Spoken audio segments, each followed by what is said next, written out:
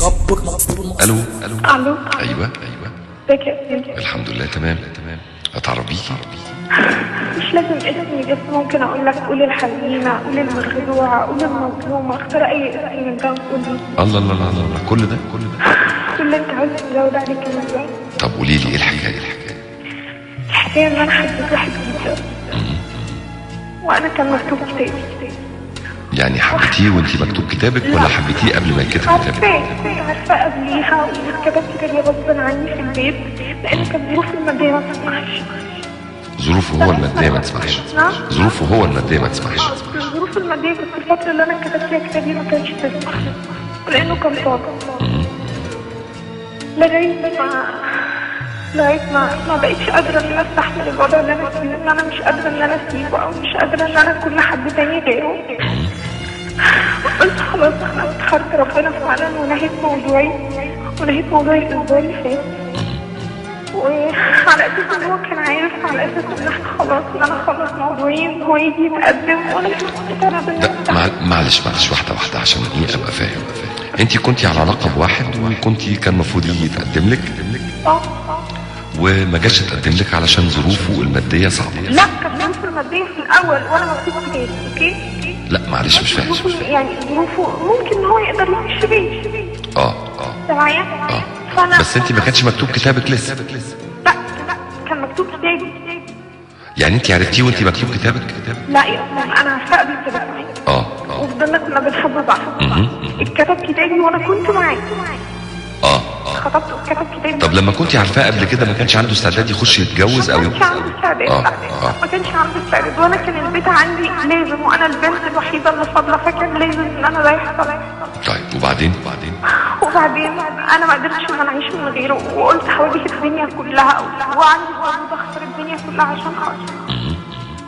وفعلا نهيت الموضوع. كتب كتابك لواحد تاني وقعدتي قد ايه مكتوب كتابك؟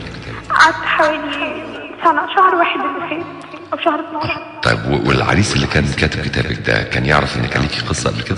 لا ما كانش يعرف لانه كان في بلد وانا في بلد تانية خالص، وكان الموضوع رسمي جدا واللي هو واحد بيجي يزور خطيبته وخلاص. بس انا ما كانش في اي مشاعر من ناحيته. فانا لما حسيت بده ما قدرتش ان انا اخدعه اكتر من كده وقلت اروح لحبيبي. انت معايا؟ معاكي. فبعدين انت اللي رجعتي له تاني حبيبك ولا هو اللي رجع لك تاني؟ لا احنا كنا مع بعض، احنا ما سيبناش بعض اصلا. فاول ما حسيت خلاص ان انا فعلا مش هقدر اعيش من غيره نهيت موضوع كتب الكتاب الاسبوع اللي فات. على اساس وان البيت عنده كله كان عارف بموضوعي ومامته والدته كانت معايا جدا. وحصلت في ظروف ان انا كان هو خطيبي كان لازم عاوز حاجات ماديه عشان يسيبني ومش عارفه ايه، ونزلت له عن كل حقوقي المؤخر والنفقه وكل حاجه، ولو كان عاوز عليهم كمان كنت اديته. وهو حبيبي ده ساعدني كمان واداني حاجات عشان اخلص منه. وفعلا اول ما خلص يا اسامه بيكلمني بيقول لي لا ما ينفعش خلينا اخوات وخلينا اصحاب. قلبي واحد مش كفاف حبيبي، ده انت محتاج قلبي يحس بيك. قلبي واحد مش كفاف حبيبي، ده انت محتاج قلبي يحس بيك. قلبي يعشق بس صوتك، قلبي يتألم سكوتك، قلبي تاني عشان عينيك. قلبي يعشق بس صوتك، قلبي يتألم سكوتك، قلبي تاني عشان عينيك. وقاعد مع شخصية هرد عليك النهارده، هرد عليك هو دلوقتي على فكرة في مصر عندكم واكيد مشغل عربية كمان. انا عاوزك تقول له حاجة، عاوزك تقول له ان انا بحبه جدا وان انا اخلصت له جدا، ومش معنى ان انا كلمت وانا كان مكتوب كتابي يبقى انا ممكن انا فعلا حبيته اكتر. طب اهدي بس اهدي. بس انا خسرت كل حاجة، خسرت اهلي وخسرت الدنيا كلها عشان خاطره. طب انا عايز اسال سؤال، اهلك هم اللي غصبوكي على كتب الكتاب؟ كانوا مصممين ان انا اعيش وكتبت لان انا بنتي الوحيدة اللي انت عندك كام سنة؟ عندك كام سنة؟ عندي 22 وانا والدي كبير وكان عامل عمليه قلب مفتوح، فكلمه بيطمن عليا. انت فاهم؟ بس خلاص يعني انا حتى وقفت قدام الدنيا كلها مش هقول لك يعني اهلي زعلانين مني جدا بسبب حاجه زي دي.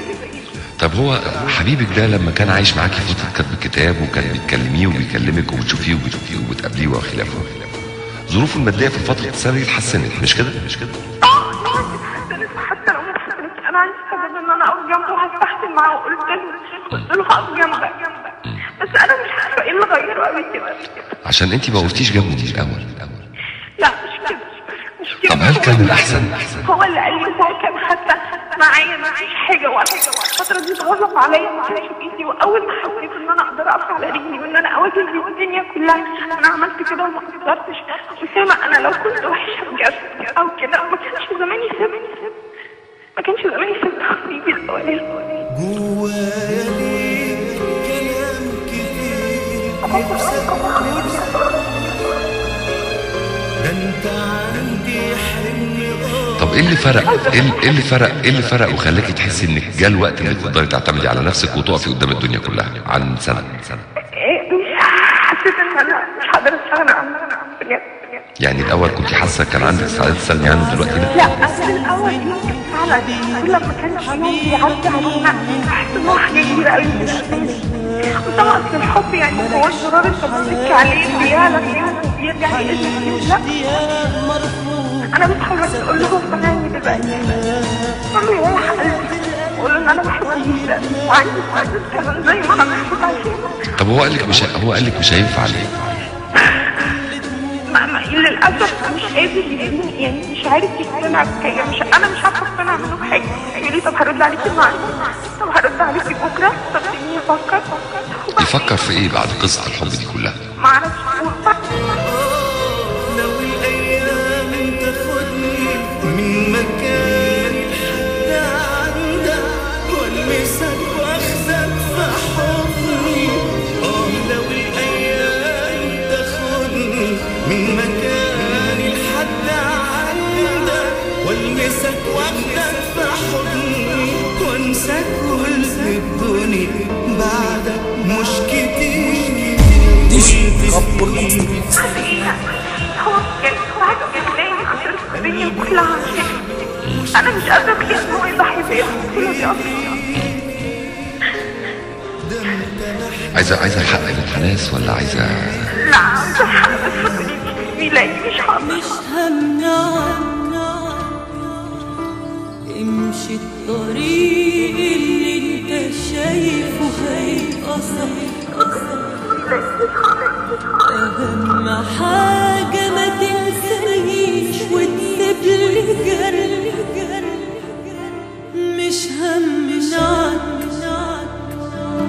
امشي الطريق اللي انت شايفه هيبقى صح. أهم حاجة ما تنسانيش وتسيب لي جرح.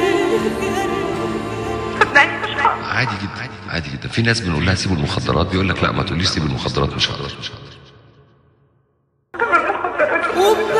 وبفتكرني وخلي فيك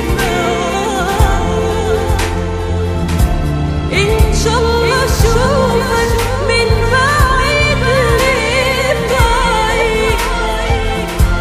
لو قلت هنساك هختار ازاي لكن كمان مش هتنام. خلاص يبقى هتموتي. هقول لك ايه؟ زي اللي بياخد مخدرات ونقول له سيب المخدرات ما يسيبهاش ويموت. اسمعيني يا بنت الناس اقول لك حاجه بس. من البدايه انت كنت مرتبطه بانسان وحبيتيه، وبعد كده اهلك غصبوا عليكي انك تتخطبي لحد تاني.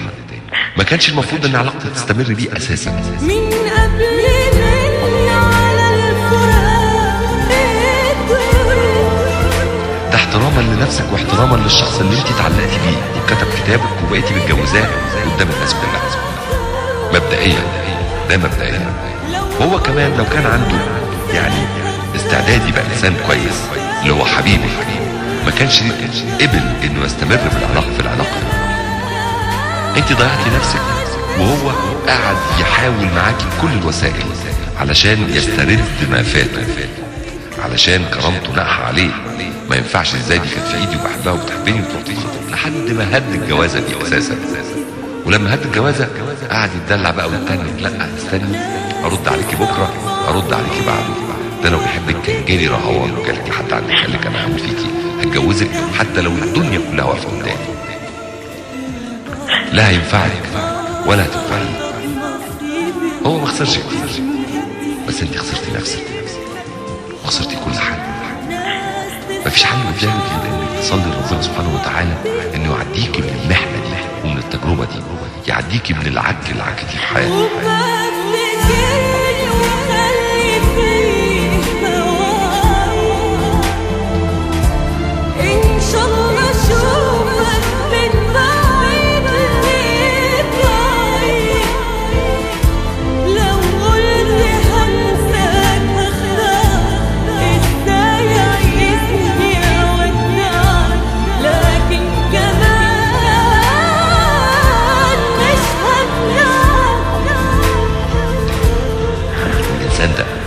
يا يجيلك لحد عندك ويتجوزك يا ما يلزمكيش، وكفاكي بهدله في نفسك وبهدله في ولاد الناس.